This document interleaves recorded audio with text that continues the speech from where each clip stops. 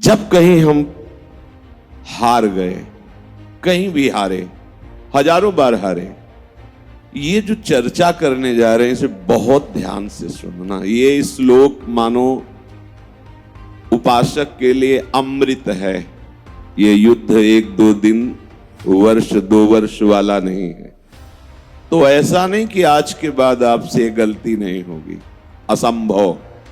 पूर्वाभ्यास आपसे गलती कराएगा।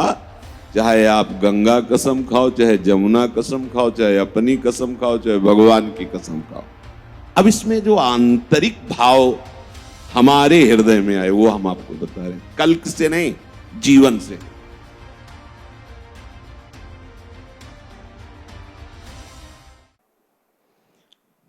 अब बहुत ध्यान पूर्वक सुनना, क्योंकि ये लंबी लड़ाई है।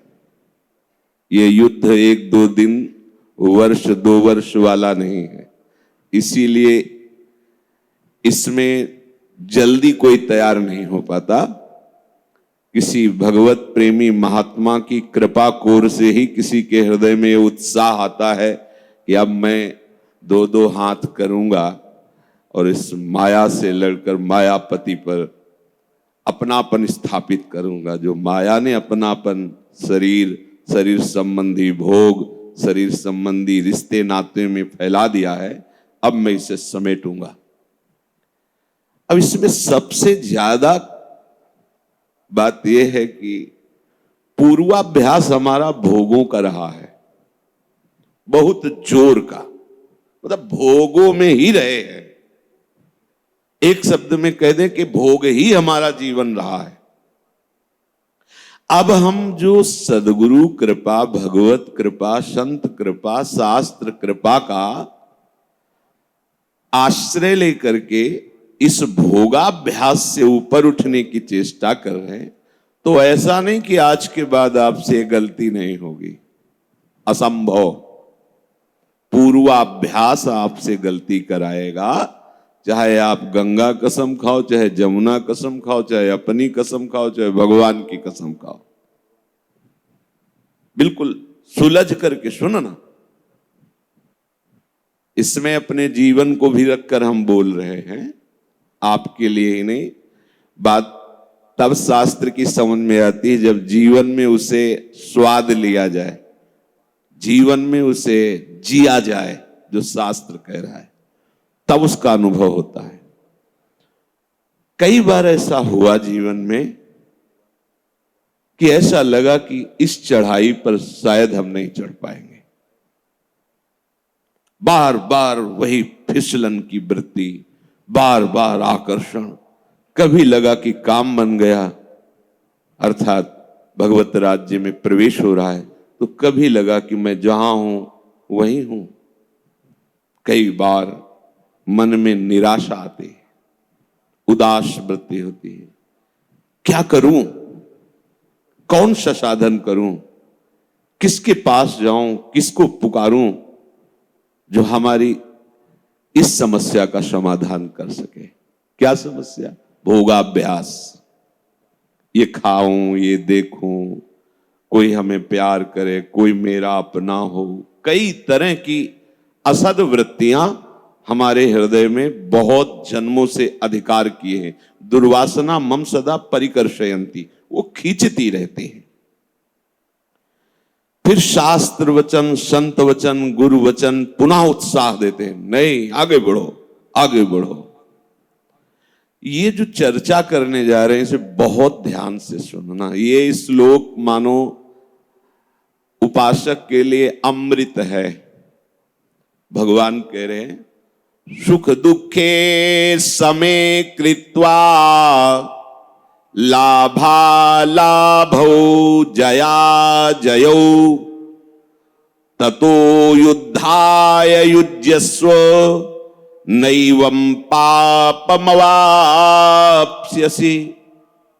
बहुत, मतलब जब इस पर विचार करो तो जैसे समुद्र में घुसते चले जाओ, थाह नहीं मिलती। ऐसे इसी श्लोक की थाह नहीं मिलती। कल से इसी श्लोक पर भगवत कृपा से चिंतन चल रहा है। ये स्वयं भगवान के वचन हैं। इसे स्वीकार करने पर कभी लड़खड़ाओगे नहीं। हम ये नहीं कहते कि पूर्वाभ्यास आपको गिराने की चेष्टा नहीं करेगा। जब गिर जाता है कोई तो वो एक निराशा आती है। सफलतापूर्वक नियत स्थान पर दौड़कर पहुंच जाना विजय कहलाता है और बीच में गिर जाना पराजय कहलाती है। भगवान कह रहे हैं जया अजयऊ, तुम्हें जय और पराजय में दोनों में समान भाव रखना है। बहुत बढ़िया बात है और इसी बात से परमार्थ की यात्रा शुरू होती है और पूर्ण होती है। नहीं तो बीच में ऐसे लुभावने वन उपवन वाटिका जिसमें मन सोचता है बहुत दौड़ लिया, थोड़ा आराम कर लेते हैं, चूक हो जाएगी। बड़ी भयावनी घाटी जिसमें लगता है कि अब तो निकल ही नहीं पाएंगे। दोनों बातें ये हमको परास्त नहीं कर पाएंगी यदि भगवान की ये बात हमारे दिमाग में रही। स्वयं भगवान कह रहे हैं कि नैवम पाप मवाप्स्यसि, तू पाप को प्राप्त नहीं होगा। यहां भगवान को ये संबोधन करने की क्या आवश्यकता थी? क्योंकि कहीं ना कहीं हम जब पराजित होते हैं तब वो लगता है कि पाप बन गया अब हमसे। अब क्या, अब तो भ्रष्ट हो गए, नष्ट हो गए। 10 वर्ष से संयम से चल रहे थे, अब क्या, सब बेकार हो गया। कदापि नहीं। ये 38वां श्लोक है और एक श्लोक के बाद 40वां श्लोक में भगवान बीच में जो बात कही इसी की पुष्टता के लिए कह रहे नेहा विक्रम नाशोस्ति प्रत्यवायो न विद्यते स्वल्पमप्यश्च धर्मस्य त्रायतो महतो भयात। ये जो हम तुम्हें बात बता रहे हैं सम बुद्धि की, जया जय, जय और पराजय में बराबर भाव, समान भाव रखना, बोले इसका आरंभ मात्र कर दो तुम तो इसका नाश नहीं होने वाला और इसका कभी भी उल्टा फल नहीं हो सकता कि आप गिर गए तो नरक यात्रा होगी। पहली बात तो वो गिरना आपका एक अनुभव होगा और आपकी चाल तीव्र हो जाएगी। अगर ये बात आप समझोगे, नहीं समझोगे तो निराश होकर उधर ही चले जाओगे। बहुत विचित्र मन की चाल है, बहुत विचित्र। वो जब ये भूत की तरह चढ़ जाता है, कब चढ़ गया और कब गिरा दिया पता नहीं चलता। बाद में पता चलता मेरी वो बुद्धि कहां गई थी, जो बड़ी प्रवीण थी वो उस समय कहां गई। ऐसा लगता है जैसे कोई भूत आया हो, हमारे ऊपर चढ़ गया हो और हमसे वो क्रिया करा ली और इसके बाद वो भूत उतर गया, तब हमें पता चला कि अरे ये सब क्या। ये एक दिन की बात नहीं है, एक बार की बात नहीं है। जब तक भगवत प्राप्ति नहीं हो जाती तब तक ये भूतावेश कहां कब कैसे होता है समझ में नहीं आता। क्रोध नहीं करना, एक क्षण में ऐसी भूमिका बनी कि क्रोधावेश, काम नहीं, एक क्षण में ऐसी भूमिका बनी, समझे में नहीं आया और वो रपट करके वहां खड़ा हो गया। लोभ नहीं करना, मोह नहीं करना, समझते हैं, समझाते हैं, कब कहां वो भूत जैसा चढ़ता है, फंसा देता है। बहुत, ये एक दिन की साधना नहीं, ये आजीवन का खेल है। इसलिए इस बात को समझो, हर उपासक चाहे गृहस्थ हो चाहे विरक्त हो। प्रभु कह रहे हैं कि इसका कभी उल्टा फल नहीं होता। यहां कहा नैवम पाप मवाप्स्यसि, तुझे पाप की प्राप्ति नहीं होगी। भगवत मार्ग के पथिक हो। अखाड़े का नियम है, जब कुश्ती में 2 योद्धा लड़ते हैं तो जो जीतता है उसको तो इनाम मिलता है, जो हारता है तो इनाम का आधा पैसा उसको मिलता है। 5,000 इनाम तो 5,000 उसे मिलेगा और 2,500 इसे मिलेगा। इसके बाद उसका आने जाने का किराया खर्चा मिलेगा, क्योंकि उसने पूरा प्रयास किया है। लौकिक हम आपको उदाहरण दे रहे हैं, पर हमारे भगवत मार्ग में है कि हारने वाले और जीतने वाले दोनों को बराबर इनाम मिलता है। हारने वाला अत्यंत लाडला प्रभु का हो जाता है, जीतने वाला तो जय को तो प्राप्त हो ही गया है। हमें लगता है कि हारने वाले के प्रति प्रभु का विशेष दुलार होता है, क्योंकि हम सब हारने वाले में ही हैं। जीतने वाले में जैसे भीष्म जी कर ली प्रतिज्ञा तो पृथ्वी हिल जाए, आकाश फट जाए, पर उनकी प्रतिज्ञा टूटने वाली नहीं। पर अपने शाम के की सवेरे टूट गई, हार गए। स्वल्पमप्यस्य धर्मस्य त्रायतो महतो भयात्। इसका थोड़ा सा अनुष्ठान तुम्हारे जन्म मरण के बंधन को नष्ट कर देगा, महान भय से तुम्हारी रक्षा कर लेगा। नामे भक्ता प्रणश्यति।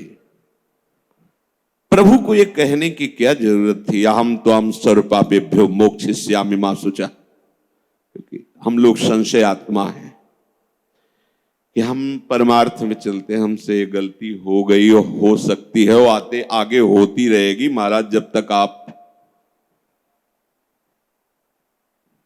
बहुत ही अजेय योद्धा है मन, कब कहां कैसे ये व्यवहार में जो बातें बनाते हैं, क्या जाने हो, क्या जाने हो। जाके गई न पांव बेवाई, वो का जाने पीर पर आई। अरे भाई वाह वाह, अरे कुछ नहीं, जरा सी बात हुई, साधु की साधुता पूरे जीवन की। कैसे योद्धा है, और किसी और से नहीं, भगवान की प्रबल माया से उसका युद्ध है। कौन ऐसा योद्धा है कि पूरे युद्ध में कहीं उसके घाव ना हो, कहीं चूक ना हो, चाहे जितना बड़ा योद्धा हो। अगर भगवान भी युद्ध की लीला करते हैं तो उनके भी पढ़ के देख लो महाभारत में। ऐसे ही ये परमार्थ का युद्ध है। जब कोई कहता है हम बैरागी हो के भगवत मार्ग में चलना चाहते हैं, तो एक तरफ भगवान की तरफ देखते कि महाराज आप संभालना, ना इसकी सामर्थ्य है ना हमारी सामर्थ्य है, क्योंकि हमें भी आपने अपने ही बाहुओं के बल से चलाया है। तो प्रभु आप इसको अपने बाहुबल से चलाना, किसी की सामर्थ्य नहीं कि आपकी ऋषि मुनियों पर विजय प्राप्त करने वाली माया पर विजय प्राप्त कर सके। नाथ आप ही संभालना। बहुत ज्ञान विज्ञान छाटते बघारते, और जहां उसका एक आक्रमण हुआ तो ढेर हो जाते। माया ऐसी है, शिव विरंच का मोह है को है बपुरान। जब हमारी जय होती है तो हमें लाभ दिखाई देता है, और जब लाभ दिखाई देता है तो सुख की प्राप्ति होती है, ऐसा लगता है हृदय में। यह साधक के लिए ठीक बात नहीं है। जब हमें पराजय दिखाई देती है तो हमें हानि अनुभव में आता है, फिर हमें दुख होता है। यह भी साधक के लिए ठीक नहीं। भगवान क्या कह रहे, सुख दुखे समय कृत्वा लाभा अलाभौ जया अजयौ ततो युद्धाय युज्यस्य। खड़े हो जाओ अपने कर्तव्य कर्म को करने के लिए, पर पहले यह समझ लो कि जय और पराजय और उसका चिंतन करके लाभ और हानि का निर्णय, और लाभ हानि में सुख और दुख का भाव, ये तुम्हें समान करना होगा। ये बहुत बढ़िया बात मिली है। उत्साह कभी नष्ट नहीं होगा अगर ये बात रख ली, और इसका थोड़ा सा अनुष्ठान आपको जन्म मरण के चक्र से मुक्त कर देगा। भगवान बोल रहे हैं महतो भयात्, महान भय से तुम्हारी रक्षा कर लेगा। अब इसमें जो आंतरिक भाव हमारे हृदय में आए वो हम आपको बता रहे हैं, कल्क से नहीं, जीवन से। जब कहीं हम हार गए, कहीं भी हारे, हजारों बार हारे, मना खष्टानि इंद्रियाणि प्रकृति स्थानि कर्षति। पग पग पर इन इंद्रियों ने मुझे धोखा दिया, इस मन ने मुझे धोखा दिया, पर उस अजान बाहु हरि ने मुझे संभाला।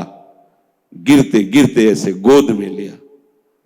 तब ये लगा कि ये बाहु पहले क्यों नहीं थी, गिरने के समय ही क्यों आई। जब हमें पता है कि अब बस 2 कदम रह गया तो आपने पकड़ लिया, तो जो पीछे से कदम चले थे यहां तक तब क्यों नहीं पकड़ा। तो लगा कितने कृपालु हैं, कहीं ना कहीं साधना का अहंकार है, कहीं न कहीं भगवत प्रेम प्राप्ति में जो बाधक मलिन भाव हमारे हृदय में है उसी को दिखाने के लिए हरि ने छोड़ दिया। देख 4 कदम चल के क्या होता है। तो लगा कितने कृपालु हो प्रभु, एकदम चूर चूर अहंकार। तो जहां कहीं भी अहम स्फुरित हुआ उसी अहम का नाश करने के लिए मेरे करुणा समुद्र प्रभु ने ये हारने की लीला करवाई। हार गया, सब करके थक गया। हे करुणा निधान, बस आप ही, अब आप ही। ये है विजय, ये अब असली विजय हुई। तो हमें पूरे जीवन में यह ध्यान रखना है, कैसी भी परिस्थिति हो, कैसी भी हमारी मन की स्थिति हो, कैसी भी, हमें भगवत मार्ग नहीं छोड़ना है। बस ये बात समझ लीजिए आप, ये बात आप बैठा लीजिए। परिणाम भगवान कह रहे महान भय से रक्षा करूंगा, भगवान कह रहे मेरे भक्त का नाश नहीं होता, भगवान कह रहे अहम तो हम सर्व पापेभ्यो मोक्षयिष्यामि मा शुचा। अब इसकी जो बात ये हम कह रहे हैं इसको सुनकर नकारात्मक सोच की तरफ मत चले जाना। अच्छा तो बहुत बढ़िया बात मिल गई, अब हम खुल करके मनमानी आचरण करें, वो भगवत शरणागत नहीं होता। ध्यान रखना, हम यहां बात कह रहे हैं ईमानदारी से भगवत मार्ग में चल रहा है और ये दुर्वासना उसको घसीट रही है, वो कहीं भी किसी भी तरह से लड़खड़ा रहा है तो उसको हिम्मत नहीं हारनी, चाहे 1000 बार गिर जाए तो भी उसे उठ के खड़ा होके यही जोश लाना है। जैसा पहले जोश था वैसे ही हमारा नवीन जोश होना चाहिए। हमारे साथ भगवान नाम है, गुरु कृपा है, कहीं न कहीं मेरे अहंकार को परास्त करने के लिए लीला है। नहीं तो निश्चित हम इस पर विजय पाएंगे, क्योंकि विजय श्री प्रभु हमारे साथ है, उनका नाम हमारे साथ है और हमारा परिणाम बड़ा मंगल होगा। अमंगल हो ही नहीं सकता। इस मार्ग में चलने वाले का कभी अमंगल नहीं होता, किसी भी तरह से अमंगल नहीं हो सकता। इसलिए ये दृढ़ निष्ठा रखो और कभी भी बड़े से बड़े लाभ में हर्षित मत हो, बड़ी से बड़ी हानि में शोकित मत हो। भाई तुम्हारी दृष्टि में हानि हुई, देखने वाला तो जो देने वाला है वो कह रहा है नैवम पाप मवाप्स्यसि, हम तो हम सर्व पापेभ्यो मोक्षयिष्यामि। कदम बढ़ाओ, पीछे मत लौटो, इधर उधर किसी को मत ताको कि तुम्हारा कोई सहयोग करेगा। अगर किसी को सहयोगी माना तो निराश ही कर देगा। अब तो नहीं हो पाएगा क्योंकि 10 वर्ष हो गए, इसके बाद भी वही, अब नहीं, आखिरी श्वास भी हमारी यही प्रयास करेगी कि हम अपने प्रभु के अनुकूल चल करके उनको रिझा लें। बस ये जो अंदर आपके बात है यही भगवत प्राप्ति कराएगी। ध्यान रखना।